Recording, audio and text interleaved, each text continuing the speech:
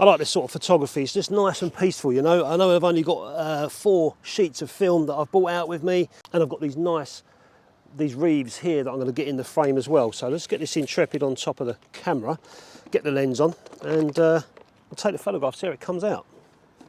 Some people say it's a bit of a faff, all this large format stuff, but yeah, I kind of get it. It is, you know, if you want quick photography, you don't shoot large format.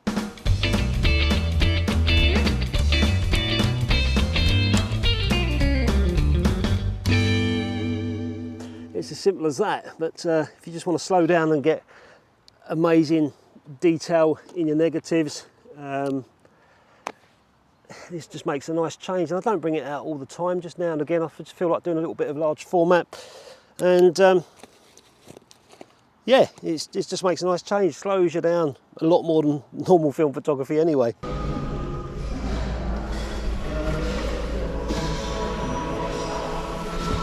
So I'm going to choose, I've got 2 lenses with me. This one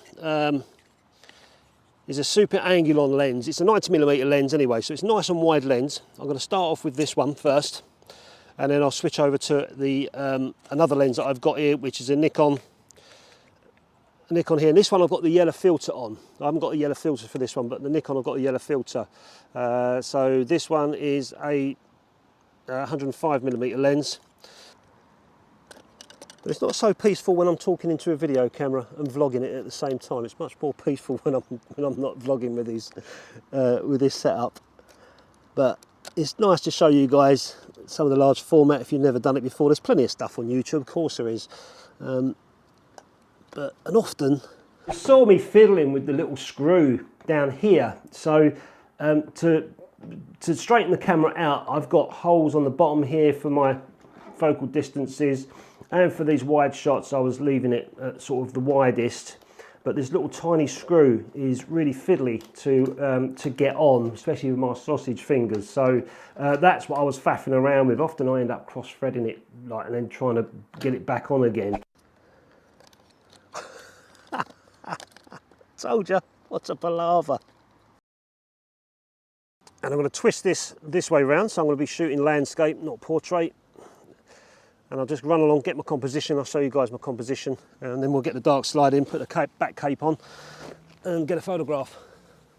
So I've got the lens on, cable release to go in, and then I'll do some composing, do some metering, take my shot. Got to watch out for that sun's coming in and out, so I've got to make sure I don't meter at the wrong time, you know. On goes the back cape. This cape is from Intrepid, and it's well made actually. This is, I must admit, it is well made. And I use these glasses. These are sort of really powerful reading glasses, so I can see the back screen and get my focus in.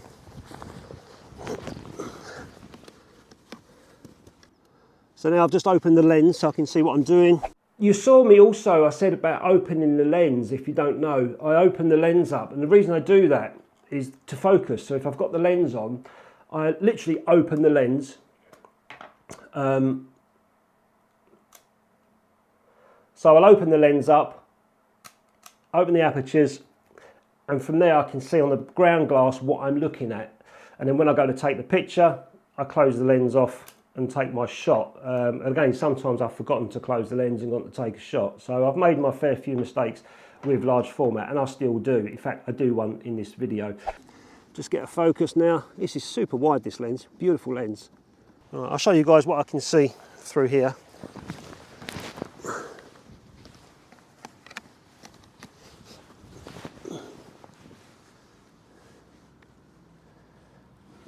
Okay, so there you go, that's what I can see. So I've got this nice horizon, nice and straight, some grassy land there, and I've got the lake and the sky.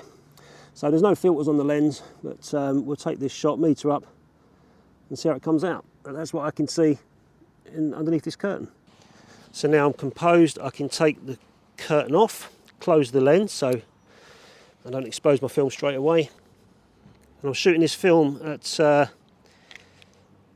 50 speed. I'm just going to do an instant reading back, nice and simple. And let's choose a small aperture. So I'll go f/16 1/30 of a second. So 1/30th of a second, f16.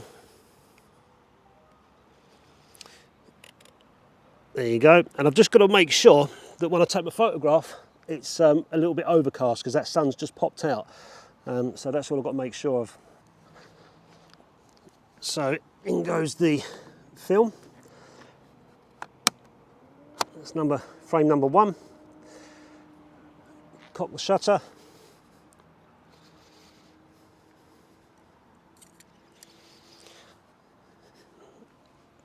And just wait my turn. Oh, okay, looks about now.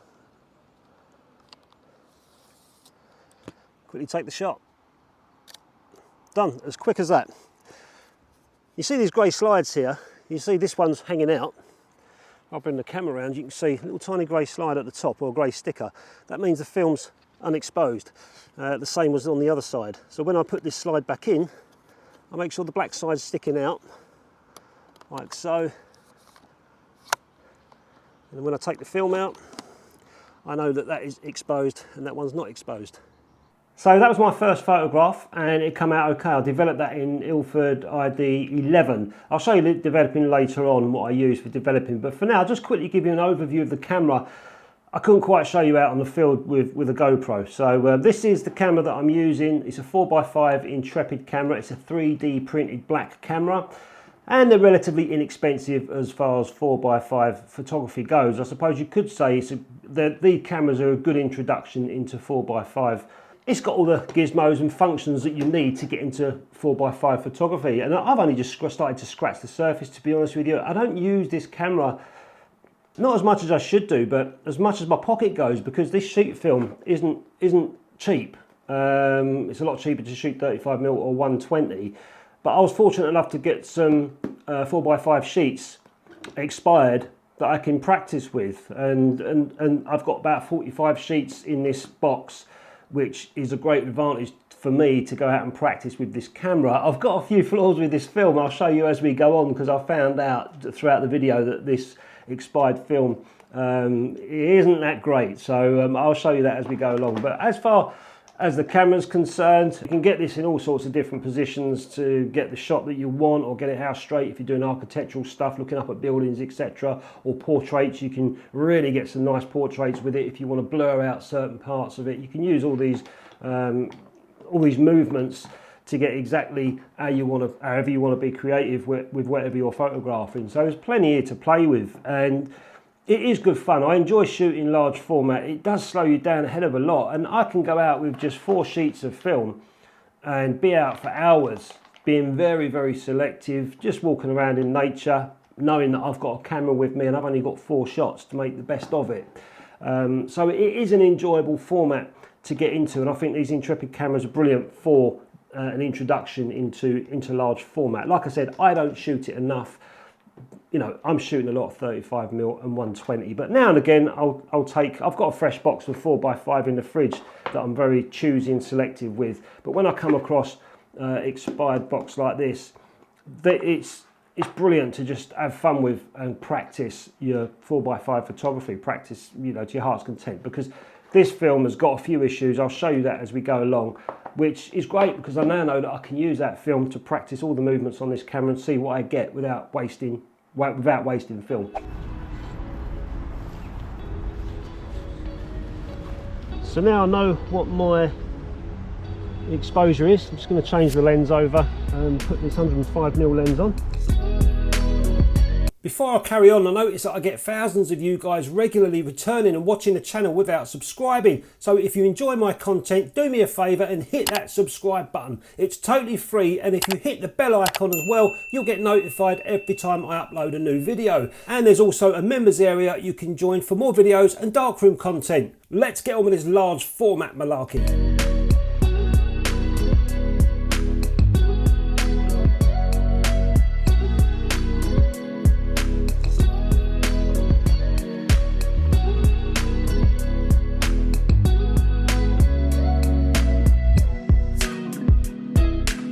The lenses I've got for this camera, I've got this one here, which is a Schneider Kreuznach super angular lens, and Angulon lens, sorry.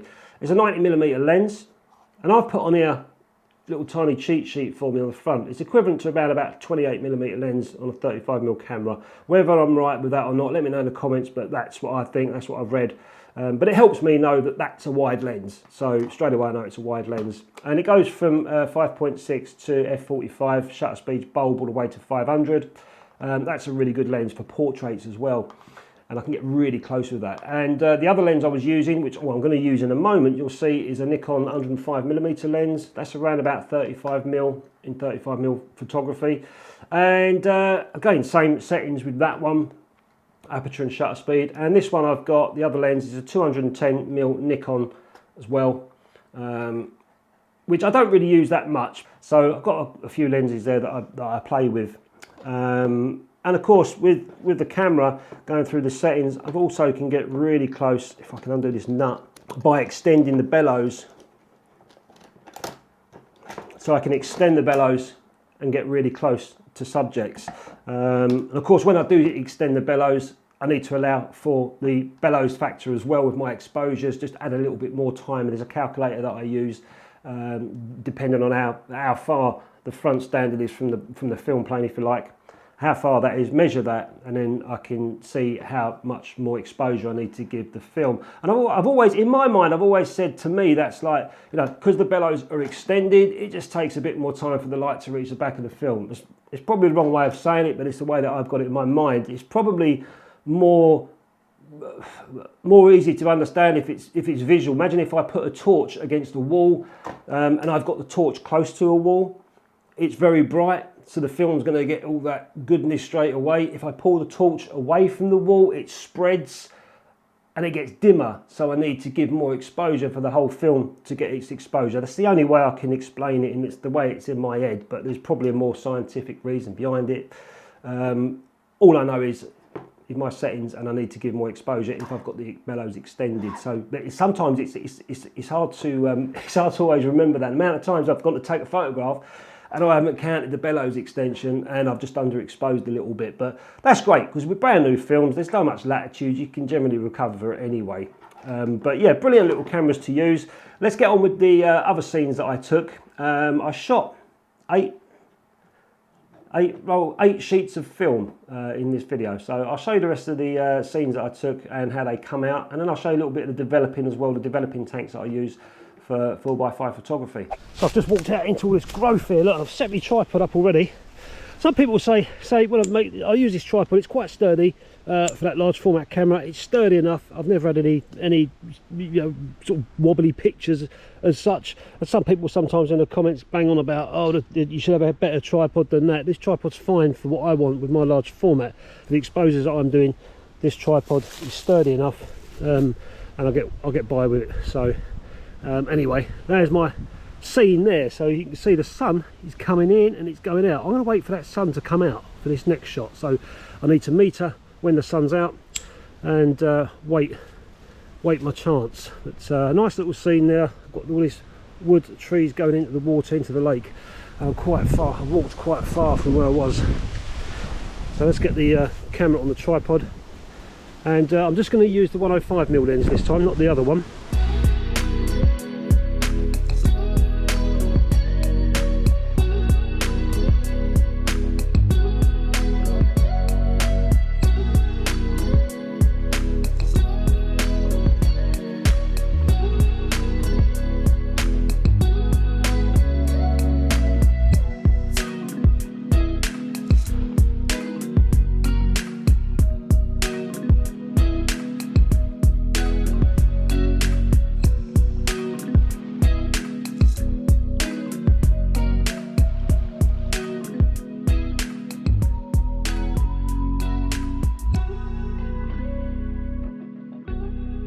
That's 4 photographs taken.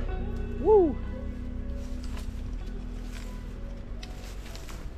Let's take this. Now what I could do, I've only brought out 4 sheets with me, but what I could do if I wanted to is bring a dark bag with me, and that way I can bring a whole box of sheets, and when I've exposed those, I can go inside the dark bag, take these film sheets out of those holders and put them in another box, keep them light, tight and safe, and then load more sheets into the holders. But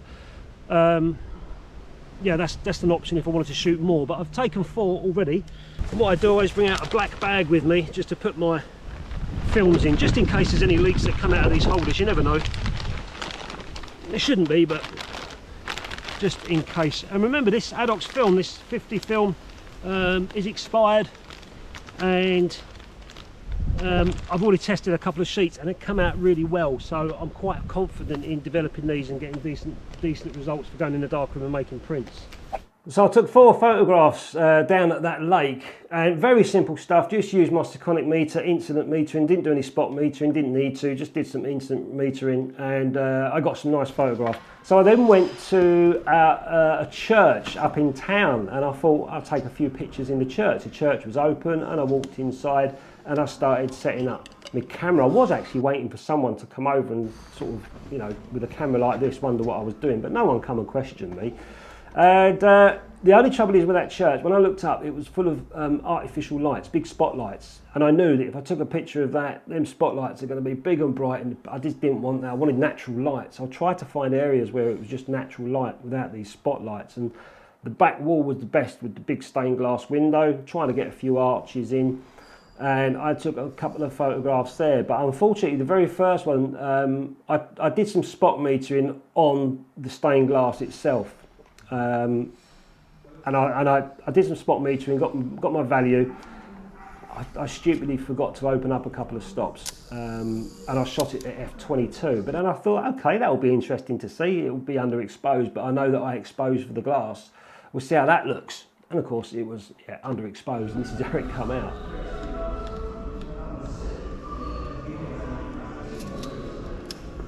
One second at f8. We'll slide out.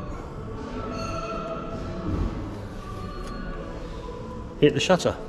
But the other photograph that I took of the church, I think that one looked quite nice. Nothing fancy with it. All I did was look through the back of the ground glass, looked at it how I thought it was, made sure it was all nice and sharp, and took me photograph.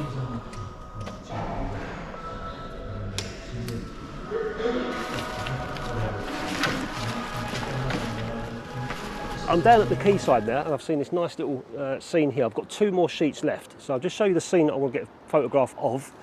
You can see the camera there. See the camera there set up, and I've got it low down.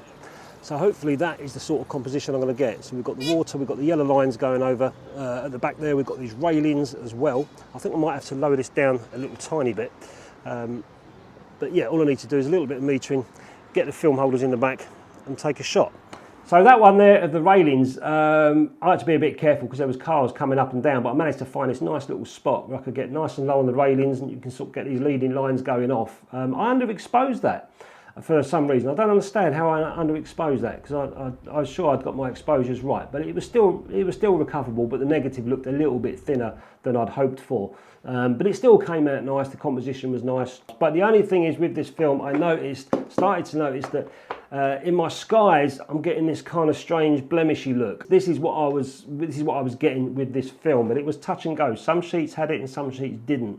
But with that said, I now know that if I want to go and shoot landscapes with this film, it's going to be a no-no, because if I go to print, that's going to always, it's going to be touch and go. It's going to be a lottery whether that's on the sheet of film that I'm using at the time. So, but however, I can shoot street stuff, a busy street scene, and you won't even notice that in the print. So that's a good bonus. Maybe I should use this film for walls and brickwork and stuff like that, or maybe woodland. I don't know why, for my last shot, I walked through here earlier. I thought that might be a nice photograph to take, but I carried on walking through up to the quay. But I've come back to this shot here. I'm thinking of getting this fence gating thing in here with these old buildings. If I can compose the gate and the buildings, it might make a nice photograph. Like I said earlier on, I enjoy this sort of photography. It's just really slow, just take your time, and you know, if the photographs don't come out as you expected, this is a nothing photograph, but I just fancy taking it. It might come out looking really nice, depends if a seagull goes over maybe, but yeah, it's just nice just to slow down. It's a nice day, nice and quiet around here, and I'm just chilling out. I've got 1 photograph left, so this is my idea. I've got to get that other lens out because it's a bit wider than the 105. We're ready to take a shot, but I'm going to put this over the back of the camera, like so. Yeah, that's a good plan, I think. So we'll take the slide out, put that over there, so that protects it. I'll just wait for a bird to come along. I don't know why that struck me when I walked through there. I thought that would be quite nice, like them old buildings with that modern sort of rough looking tacky gate. I thought I'd take a photograph there, but I was right. The sun, it was so bright. It's on this film holder here. The light just leaked straight through it, and even though I did my best, I knew straight there and then I mustn't leave this in the back of the camera with the sun bleeding on it. You know, I can't do that because this is all light sensitive, and it was really bright, the sun. So I put the cape over, and I thought I'd got away with it. I thought putting the cape over it would be fine. Look at this though, light leaked straight through it. And I just thought to myself, you can never underestimate film, you know, in bright conditions, no matter what camera you've got. They're older cameras, especially with the backs and that. You leave them out in bright light, like I was there, and even though I'd covered it, I'd still got a light leak on the film. But again, it's experimental film that I'm playing with, so it doesn't matter to me that much. But I still would have liked to have seen what that looked like, that shot without the light leak banging right through the middle. So I developed those films in Ilford ID11, and I usually use this Stearman press tank that I've got here. I've got two of these that I use, and inside little tiny film holders, and you put your films in there, or your sheets in there, and you develop however you develop. But I develop a lot of rotary processing now, so I've got myself one of these Patterson tanks, and inside I've got this spiral here which I put sheet film on. Use a piece of film, and I can use one of these because I'm not going to be printing in this session. It's too hot at the moment. We've got a heat wave here, and if I go in my darkroom, I'm just going to lose about 4 stone, which wouldn't be a bad thing, but you know, relatively easy anyway. So when I'm putting these in the dark, loading my films into this, I just have to do a little bit of feeling, bend the film, and it sits on there like so. And when I want to put another one on the next notches, and then I come this side and put 2 over this side, so I end up with 4 sheets of film on here, which I then put into my tank, and then onto my rotary processor. So those, you know, the developing I've done and the times that I've got are really happy with for this film by my exposures. But yeah, I think this is these ones are fantastic if you're doing rotary processing, if you haven't got the expensive Jobbo ones and stuff. So this one I found to be really good. The only thing is, I noticed where the little ridges there touch the film, I've noticed I've got little bits of sort of emulsion problem going on, and even though I've got it, yeah, them little tiny forks there touch the emulsion. So when I'm developing, let me know in the comments if anyone's got a step around this, because I've tried it, and when I'm developing, sometimes I get a little bit of the imprint of these on the emulsion where the developer hasn't touched that part of the film. Something I've got to play and practice with, I suppose. So anyway, guys, yeah, I'm not going to go in the darkroom and make prints. If I did want to make prints with this 4x5, this Intrepid enlarger, this Intrepid camera, I've got the enlarger accessories for it, so I can go in my darkroom, put it up on a tripod, look down and use it as an enlarger. And I've done that before on the channel. So when the weather's a little bit cool, I'm going to get in my darkroom and do some printing with these negatives. But they're only test negatives anyway, so you know, nothing special is going to come out of them. But it's nice to know that I've got that film that I can play around with this camera and get a little bit more practice with it. As I say, I have got fresh film in the fridge, but I use it sparingly for certain things. So this is a good way to practice with this camera. Anyway guys, hope you enjoyed the video showing you a little bit of 4x5 photography. I've put some of my photographs on Instagram. Go on there if you want to see some of these photographs. I haven't edited them hardly at all, just a little bit of contrast tweaking, but I did remove the blemishes a little bit that I was getting on that film, the emulsion problems, which is expected with expired old film. Depends how it's all been stored. Anyway, hope you enjoyed the video, and I'll catch you next time.